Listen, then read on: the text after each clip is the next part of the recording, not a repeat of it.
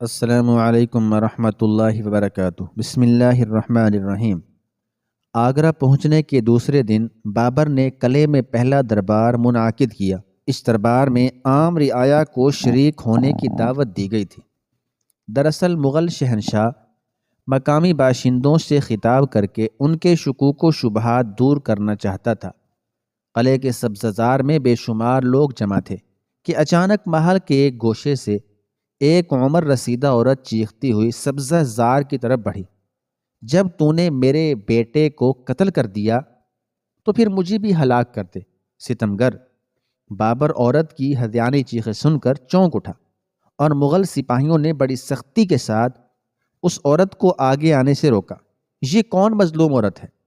بابر اس بوڑھی خاتون کی دلدوز چیخیں سن کر اپنی نشست پر کھڑا ہو گیا۔ ابراہیم لودھی اور راجہ بکرماجیت کے جو ملازم بابر کے حلقہ اطاعت میں شامل ہو گئے تھے، ان میں سے ایک خدمتگار نے دست بستہ عرض کیا، یہ مقتول سلطان کی والدہ محترمہ ہیں، انہیں بیٹے کی موت کے صدمے نے بدحواس کر دیا ہے۔ یہ سن کر بابر کے چہرے کا رنگ اتر گیا اور بآواز بلند اپنے سپاہیوں کو مخاطب کرتے ہوئے کہا، ان محترم خاتون کو میرے پاس آنے دو۔ اپنے شہنشاہ کے حکم پر مغل سپاہیوں نے ابراہیم لودھی کی ماں کو تخت شاہی تک جانے کے لیے راستہ دے دیا۔ بوڑھی عورت، جس کے قوی اعصاب اس عمر میں بھی جوانوں جیسے تھے، تیز قدموں کے ساتھ بابر کے قریب پہنچی اور انتہائی درست لہجے میں مخاطب ہوئی، جب تو نے میرے بیٹے کو قتل کر دیا تو مجھے کس لیے زندہ چھوڑ دیا ہے؟ یہ تو جنگ کا منطقی نتیجہ ہے محترم خاتون۔ بابر کے لہجے کی شائستگی اور تحمل قابل دید تھے۔ مجھے کسی کی موت اور زندگی پر کوئی اختیار نہیں، پھر بھی میں بہت نادم ہوں کہ میری وجہ سے آپ کو یہ دن دیکھنا پڑا۔ میں اس ذلت و بے چارگی کے ساتھ زندہ رہنا نہیں چاہتی۔ ابراہیم لودھی کی ماں کا لہجہ بڑا گستاخانہ تھا۔ مجھے قتل کر کے اپنی فتوحات میں مزید اضافہ کر لے، مگر آپ اپنی زندگی سے اس قدر بیزار کیوں ہیں؟ بابر مشتعل ہونے کی بجائے ایک غم زدہ ماں کی غم خواری کر رہا تھا۔ کل تک جس عورت نے ہندوستان کے اتنے بڑے علاقے پر حکومت کی ہو، آج وہ نوکروں سے بھی بدترین زندگی گزار رہی ہے۔ بابر نے اس وقت فرمان شاہی جاری کر دیا کہ سلطان ابراہیم لودھی کی والدہ معظمہ سے کسی معاملے میں کوئی باز پرس نہیں کی جائے گی اور ان کے تمام اختیارات ماضی کی طرح بحال رہیں گے۔ پھر مغل شہنشاہ نے ہزاروں انسانوں کی موجودگی میں اعلان کرتے ہوئے کہا، آج سے یہ محترم خاتون میرے لیے مادر گرامی کا درجہ رکھتی ہیں۔ ان کی تذلیل براہ راست شہنشاہ کی تذلیل سمجھی جائے گی اور ان کے احترام کو شہنشاہ کا احترام تصور کیا جائے گا۔ آگرے کے مقامی باشندے بابر کے اس اعلان پر خوف زدہ تھے اور سوچ رہے تھے کہ یہ کیسی شان کا بادشاہ ہے جو اپنے دشمنوں کو بھی معاف کر رہا ہے اور ان کے زخموں کا مداوا بھی کر رہا ہے۔ چند ماہ بعد جب مفتوحہ علاقوں کا انتظام مکمل ہو گیا تو بابر احمد جمال کو اپنے ہمراہ لے کر اجودھیا پہنچا۔ وہ جلد از جلد حضرت موسیٰ عاشقان سے کیے ہوئے وعدے کی تکمیل کرنا چاہتا تھا۔ سلطان سکندر لودھی کے مرنے کے بعد اس علاقے کے ہندو کچھ اور سرکش ہو گئے تھے۔ بابر 25 سال بعد اس شہر میں دوبارہ داخل ہوا تھا۔ جب وہ حضرت موسیٰ عاشقان کی قبر پر فاتحہ خوانی کے لیے حاضر ہوا تو وہاں کی دنیا ہی بدلی ہوئی تھی۔ پہلی بار وہ جن سے ملا تھا ان میں سے اکثر انتقال کر گئے تھے اور چند جو باقی رہ گئے تھے، بڑھاپے اور فاقوں کی کثرت نے ان کی کمر دوہری کر دی تھی۔ انتہا یہ ہے کہ امیر الدین، جو بابر ہی کا ہم عمر تھا، 45 سال کی عمر میں 80 برس کا بوڑھا نظر آتا تھا۔ اپنے وقت کے خوبصورت ترین مرد کا چہرہ سیاہ ہو چکا تھا اور جسم پر جگہ جگہ زخموں کے نشانات نمایاں تھے۔ احمد جمال تو اسے دیکھ کر رو پڑا تھا اور خود بابر کو بھی امیر الدین کی شکستگی کا بہت احساس تھا۔ جب مغل شہنشاہ نے امیر الدین سے اس کی صحت کی بربادی کا سبب پوچھا تو وہ کچھ دیر خاموش رہا، پھر اس کی آنکھیں چھلک اٹھیں۔ شہنشاہ، بابا چلے گئے اور مجھے آتش فراق میں جلنے کے لیے تنہا چھوڑ گئے۔ شاید میں بھی چلا جاتا، مگر آپ اپنے آنے کا وعدہ کر گئے تھے، اس لیے بڑی احتیاط سے سانس لیتا رہا کہ کہیں فضول خرچی کے سبب تمام سرمایہ ہی ختم نہ ہو جائے۔ امیر الدین تو بڑی خوش اسلوبی سے اپنے غموں کو چھپا گیا تھا، مگر ایک ساتھی درویش سے ضبط نہ ہو سکا۔ اس نے مغل شہنشاہ کو صاف صاف بتا دیا، امیر الدین کی صحت کی تباہی کا ذمہ دار شکنتلا کا جوان سال بیٹا بلرام سنگھ ہے، جو اپنی ماں کے کہنے پر ان کو زدو کوب کرتا رہتا ہے۔ کئی بار تو یہ مرتے مرتے بچا۔ یہ واقعات اس قدر اندوہناک تھے کہ بابر بھی اپنا صبر و ضبط کھو بیٹھا۔ پھر اس نے شدید عالم غضب میں سپاہیوں کو حکم دیا کہ وہ شکنتلا اور بلرام سنگھ کو گرفتار کر کے اس کے سامنے پیش کریں۔ شہنشاہ بابر کا حکم سنتے ہی اس کے سپاہی راجپوتوں کی بستی کی طرف چلے گئے، مگر امیر الدین بہت زیادہ پریشان نظر آنے لگا۔ اس طرح تو اس کی بڑی رسوائی ہوگی شہنشاہ۔ امیر الدین کے لہجے میں بڑی وحشت تھی۔ کون رسوا ہوگا؟ اگرچہ بابر جانتا تھا کہ امیر الدین کس کی رسوائی کی طرف اشارہ کر رہا ہے، لیکن پھر بھی اس نے ایک عاشق جاں سوختہ سے یہ سوال کر ہی ڈالا، شکنتلا اور اس کا بیٹا بلرام سنگھ۔ امیر الدین نے خوف زدہ لہجے میں کہا، اس کی آنکھوں میں بڑی بے چارگی تھی، تمہیں ان ظالم حیوانوں کی اتنی فکر ہے؟ شہنشاہ بابر نے کسی قدر درست لہجے میں کہا، آج سے 25 سال پہلے ایک خانہ بدوش کی حیثیت سے یہاں آیا تھا۔ اس وقت بھی میں نے ان درندہ صفت انسانوں کے کئی افسانے سنے تھے۔ پاؤ صدی گزر گئی، کتنے خونی انقلاب آئے اور کتنے سرکشوں کے غرور اور ناز اور حکمرانوں کے تاج تخت خاک میں مل گئے، مگر ان ستم گروں کے آج بھی وہی انداز ہیں۔ غصے کی دھیمی دھیمی آگ سے بابر کا چہرہ تپنے لگا تھا۔ مغل شہنشاہ کے قہر و غضب کی یہ کیفیت دیکھ کر امیر الدین کچھ اور گھبرا گیا۔ نہیں عالیجا، شکنتلا اور اس کا بیٹا بلرام سنگھ بے قصور ہیں۔ وہ تو اوباشوں کا ایک گروہ ہے جو مجھے میرے ماضی کے حوالے سے پریشان کرتا ہے۔ یہ ان جنونی لوگوں کا رد عمل ہے جو میری تبدیلی مذہب سے خوش نہیں ہیں۔ وہ مجھے میرے اس جرم کی سزا دینا چاہتے ہیں کہ میں نے دیوی دیوتاؤں کو چھوڑ کر اسلام کیوں قبول کیا۔ امیر الدین شکنتلا اور اس کے بیٹے بلرام سنگھ کو غضب شاہی سے بچانے کے لیے کھلا ہوا جھوٹ بول رہا تھا۔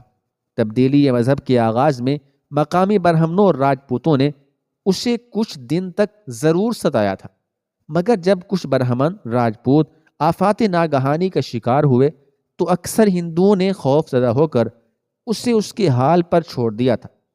پھر بلرام سنگھ جوان ہوا تو ایک منتقم المزاج ماں نے بیٹے کو اپنے دودھ کا واسطہ دے کر اسے امیر الدین کے خلاف بھڑکایا۔ بلرام سنگھ دولت، طاقت اور بڑے خاندانی پس منظر کے نشے میں اکثر امیر الدین کو زدو کوب کرتا اور کبھی کبھی اس کے گلے میں اپنی پگڑی ڈال کر اس طرح کھینچتا کہ امیر الدین اوندھے منہ گر جاتا، اور پھر بلرام سنگھ اسے گھسیٹتا ہوا بہت دور تک لے جاتا۔ اس کشاکش میں امیر الدین کے سینے، ہاتھوں اور چہرے پر بہت سے زخم ابھر آتے۔ سلطان سکندر لودھی کے دور اقتدار میں شمالی ہندوستان کے یہ شرقی علاقے کسی نہ کسی حد تک دہلی اور آگرہ کے پابند تھے، اس لیے امیر الدین کچھ عرصے تک ظالموں کے جبر و تشدد سے محفوظ رہا تھا۔ مگر جب سلطان سکندر لودھی دنیا سے رخصت ہوا اور عنان حکومت اس کے مغرور اور جفا پیشہ بیٹے ابراہیم لودھی کے ہاتھوں میں آئی، اجودھیا اور گردو پیش کے دوسرے علاقے مرکز سے کٹ کر من مانے طور پر زندگی گزارنے لگے۔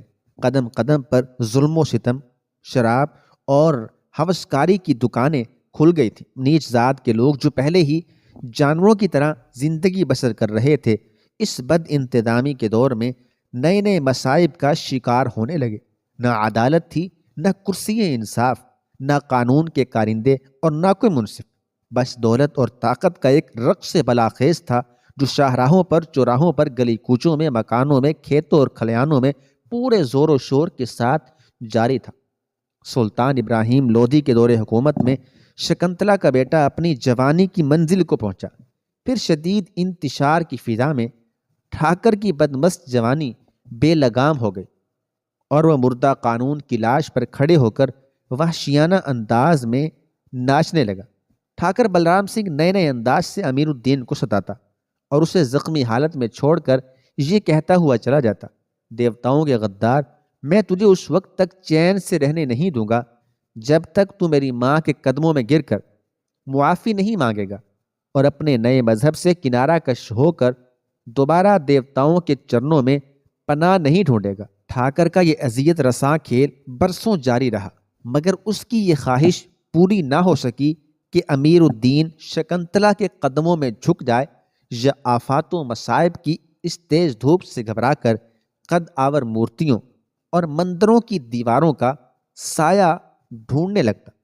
وہ ہر بار زخم کھا کر شکنتلا کی نشانی کو یہی دعائیں دیتا، خدا تیری جوانی کو سلامت رکھے، مگر اس کے ساتھ ہی تجھے دیکھنے والی آنکھ بھی عطا کر دے۔ ابھی بلرام سنگھ کے تشدد کا کاروبار جاری تھا کہ سلطان ابراہیم لودھی کو شکست ہو گئی اور شہنشاہ ظہیر الدین بابر ان کے علاقوں کا مالک بن کر اجودھیا میں جلوہ افروز ہوا تاکہ حضرت موسیٰ عاشقان سے کیے ہوئے 25 سالہ پرانے عہد کی تکمیل کر سکے۔ بابر یہاں پہنچا تو ایک اور تکلیف دہ منظر اس کا انتظار کر رہا تھا۔ مغل شہنشاہ نے بلا تاخیر اپنے سپاہیوں کو حکم دیا کہ وہ شکنترا اور بلرام سنگھ کو گرفتار کر کے اس کی حضور حاضر کر دیں۔ بابر اپنے ایک کلمہ گو بھائی کے ساتھ انصاف کرنا چاہتا تھا، مگر امیر الدین بار بار یہ ثابت کرنے کی کوشش کر رہا تھا کہ اس پر سرے سے کوئی ظلم ہی نہیں ہوا ہے۔ پھر وہ شاہی عدالت میں اپنا مقدمہ کس طرح پیش کرے؟ شاید بابر امیر الدین کے پیش کردہ دلائل کو تسلیم کر لیتا، لیکن حضرت موسیٰ عاشقان کے ایک خدمت گار درویش نے مغل شہنشاہ کے سامنے بلرام سنگھ کی طرف سے ڈھائے جانے والے مظالم کی پوری داستان بے کم و کاست بیان کر دی۔ امیر الدین، تمہارا یہ ساتھی کیا کہہ رہا ہے؟ بابر نے اس کے ساتھی درویش کی طرف اشارہ کیا۔ اس کے بیان کی روشنی میں تو تمہارا ہر دعویٰ غلط قرار پاتا ہے۔ یہ شخص جھوٹ بول رہا ہے شہنشاہ۔ اچانک امیر الدین کے لہجے میں تندی و تیزی جھلکنے لگی تھی۔ میرے حالات کا علم کسی دوسرے کو کس طرح ہو سکتا ہے؟ شہنشاہ عالی مرتبت حضرت موسیٰ عاشقان کے دوسرے خدمتگار نے عرض کیا، امیر الدین کے حالات تو ایک کھلی کتاب کی طرح ہیں جسے اس بستی کے بے شمار لوگوں نے بارہا پڑھا ہے۔ آپ اجودھیا کے کسی بھی باشندے سے دریافت کر لیجیے۔ شہنشاہ، یہ سب لوگ میرے خلاف صف بستہ ہو گئے ہیں۔ امیر الدین شدید بے چارگی کے عالم میں آپ دیدہ ہو گیا۔ میری سمجھ میں نہیں آتا کہ جب میں خود ہی عدالت عالیہ میں اپنا مقدمہ پیش نہیں کر رہا ہوں تو میرے وکیل اور ترجمان کہاں سے آ گئے؟ تمہارے مقدمہ قائم کرنے یا نہ کرنے سے کچھ نہیں ہوتا۔ بابر کے لہجے سے جلال شاہی نمایاں تھا، لیکن پھر بھی اس کا انداز گفتگو دوستانہ تھا۔ تمہارے یہ وکیل اور ترجمان دراصل مظلومیت کے وکیل اور ترجمان ہیں، اور یہ لوگ اس موقع پر خاموشی اختیار کر لیتے تو میں سمجھتا کہ حضرت موسیٰ عاشقان کی طویل صحبت کے باوجود ان کی تربیت نامکمل رہ گئی ہے۔ لیکن آج انہیں دیکھ کر خوشی ہوئی کہ یہ سچے مسلمان ہیں۔ اگر ان کے عقائد کمزور ہوتے تو یہ تمہارے درد کی لہروں کو اپنے دل کی گہرائیوں میں محسوس نہیں کرتے۔ انہیں تمہارے مقدمے کا گواہ بننا چاہیے تھا۔ شہنشاہ کا ارشاد بجا، مگر میں تو کوئی دعویٰ نہیں کرتا۔ امیر الدین اپنی اس بات پر قائم تھا۔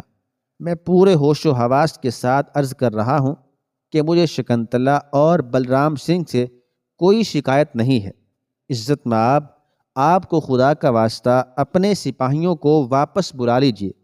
اگر شہنشاہ کے خیال میں وہ لوگ ایذا رسانی کے مجرم ہیں تو انہیں ظلم کرنے کا حق پہنچتا ہے۔ امیر الدین نے شکنتلا اور بلرام سنگھ کو بچانے کے لیے ایک عجیب دلیل پیش کی تھی، مگر شہنشاہ بابر نے بڑی آسانی سے اس دلیل کو مسترد کر دیا۔ اگر دیوتاؤں کے پرستار اپنے ایک باغی پر ظلم کرنے کا حق رکھتے ہیں تو ان لوگوں کے بھی کچھ حقوق ہیں جو بتوں کی حیثیت کو تسلیم نہیں کرتے اور ایک خدا پر ایمان رکھتے ہیں۔ آج اپنا وہی حق استعمال کر رہا ہوں۔ میں نے شکنتلا اور اس کے بیٹے کو صرف اس لیے طلب کیا ہے کہ میں انہیں تنبیہ کر سکوں۔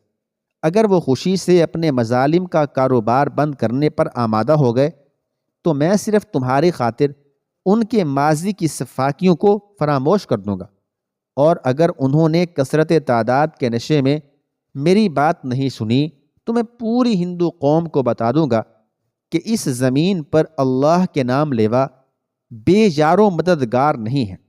جب کوئی سر پھرا سلوک کی زبان نہیں سمجھتا تو پھر میں اس سے شمشیر و سنا کے لہجے میں گفتگو کرتا ہوں۔ بابر کے تیور بہت خطرناک تھے۔ امیر الدین کچھ سہم سا گیا اور لڑکھڑاتی ہوئی زبان میں کہنے لگا، شہنشاہ، ان دونوں کی طرف میرا کوئی حساب نہیں ہے، اور اگر کچھ ہے تو میں نے خدا کو حاضر ناظر جان کر معاف کر دیا، آپ بھی انہیں معاف کر دیجیے، یہ آپ کا مجھ پر سب سے بڑا احسان ہوگا۔ بابر امیر الدین کی گفتگو سن کر حیرت زدہ رہ گیا۔ مغل شہنشاہ اس راز سے تو واقف تھا کہ امیر الدین قبول اسلام کے بعد بھی شکنتلا سے محبت کرتا ہے، مگر اسے اس محبت کی گہرائی کا اندازہ نہیں تھا۔ بابر خود بھی ایک صاحب دل انسان تھا۔ آج جب اس نے دوسرے صاحب دل کو دیکھا تو دیکھتا ہی رہ گیا۔ کیسا عجیب شخص تھا، مر جانا چاہتا ہے مگر محبوب کی شکایت نہیں کرتا۔ خود اس کی روح، دل اور جسم زخموں سے بھرے ہوئے ہیں، مگر محبوب کے چہرے پر کوئی زخم تو کجا ہلکا سا عکس ملال بھی دیکھنا نہیں چاہتا۔ بابر کو امیر الدین کی وفا شعاری نے بہت زیادہ متاثر کیا تھا۔ اگر یہ میرا ذاتی مسئلہ ہوتا تو شاید چشم پوشی اور درگزر سے کام لیتا، لیکن یہ براہ راست حقوق العباد کا معاملہ ہے اور اس سلسلے میں میرا قانون بہت سخت ہے۔ بابر نے مصنوعی طور پر اپنی آواز کو سخت بنا لیا تھا اور چہرے پر غصے کے آثار پیدا کر لیے تھے۔ کسی دشواری کے بغیر مجھے میرے فرائض ادا کرنے دو تاکہ اہل ہند پر قانون بابری کی حیثیت واضح ہو جائے۔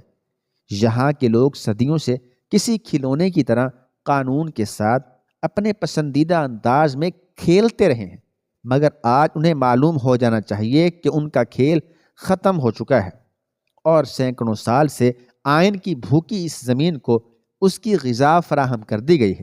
اب یہاں ہر موڑ پر عدالتیں قائم ہوں گی اور مذہب و ملت کی تفریق کے بغیر ہر شخص کے ساتھ انصاف کیا جائے گا۔ بھلائی کی طرف آنے والوں کے ساتھ نرمی برتی جائے گی، چاہے غیر مسلم ہی کیوں نہ ہو، اور ظالموں کو ہرگز معاف نہیں کیا جائے گا، چاہے وہ میری قوم سے تعلق رکھنے والے مغل ہی کیوں نہ ہوں۔ بابر کی وضاحت کے باوجود امیر الدین بار بار مغل شہنشاہ سے یہی درخواست کرتا رہا کہ شکنتلا اور بلرام سنگھ سے کسی قسم کی باز پرس نہ کی جائے۔ وہ اپنے دل سے مجبور تھا، اور شہنشاہ ظہیر الدین بابر اپنے قانون سے، یہاں تک کہ مغل سپاہی شکنتلا اور اس کے بیٹے بلرام سنگھ کو لے کر اپنے بادشاہ کے حضور میں پہنچ گئے۔ شکنتلا اور بلرام سنگھ کے ہمراہ سینکڑوں راجپوت مرد بھی آئے تھے جو ان دونوں ٹھاکر خاندانوں سے تعلق رکھتے تھے۔ تمام راجپوت مسلح تھے اور ان کے چہروں سے ظاہر ہو رہا تھا کہ وہ اپنے گرد منڈلانے والے کسی سنگین خطرے سے بے خبر نہیں ہیں۔ شہنشاہ بابر نے ٹھاکروں کی چڑی ہوئی مونچھوں اور ٹیڑھی گردنوں کو بغور دیکھا، پھر وہ ہندوستان کی سب سے زیادہ جنگجو اور شجاع قوم سے مخاطب ہوا۔ یقیناً تم لوگ مجھ سے واقف ہوگے کہ میں کون ہوں اور یہاں کس لیے آیا ہوں۔ بابر نے انتہائی پرجلال لہجے میں ایک ایک لفظ پر زور دیتے ہوئے کہا۔ مغل شہنشاہ کی آواز قدرتی طور پر بہت شیریں تھی، لیکن جب وہ اپنی افواج اور رعایا سے گفتگو کرتا تھا تو سننے والوں کو اس کے لہجے میں ایک عجیب سی گرج اور دھمک محسوس ہوتی تھی۔ اجودھیا کے راجپوت بھی بابر کے لہجے کی اس گرج اور دھمک کو پوری شدت کے ساتھ محسوس کر رہے تھے۔ ہاں، ہم جانتے ہیں کہ آپ اس علاقے کے نئے مالک ہیں، مگر شکنتلا اور ٹھاکر بلرام سنگھ کی طلبی کا مقصد ہماری سمجھ سے باہر ہے۔ ٹھاکر حمیر سنگھ نے بلند آواز میں کہا۔ رشتے کے لحاظ سے یہ معزز اور طاقتور راجپوت شکنتلا کا بڑا بھائی اور بلرام سنگھ کا حقیقی ماموں تھا۔ شکنتلا ایک غم زدہ بیوہ ہے اور بلرام سنگھ ایک مظلوم اور یتیم لڑکا، پھر ان دو بدنصیبوں سے سمراٹ کو کیا شکایت ہو سکتی ہے؟ ٹھاکر حمیر سنگھ ایک چربہ کار اور حوادث آشنا انسان تھا، اس لیے پہلی نظر میں صورتحال کو سمجھ گیا اور آتے ہی اپنی بہن اور بھانجے کی وکالت کرنے لگا۔